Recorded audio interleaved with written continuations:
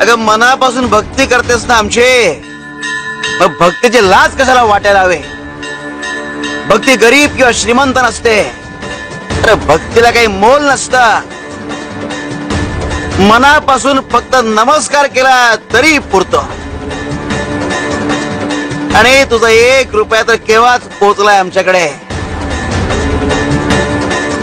ज्या क्षणी तू मनात विचार आणलास त्याच क्षणी तू आमच्याकडे पोहोचलाय.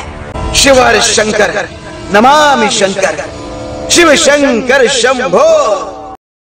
आमची कृपा पळवता येत नाही. आमची कृपा एकावर झाली तर त्यालाच लाभते, दुसऱ्याला नाही.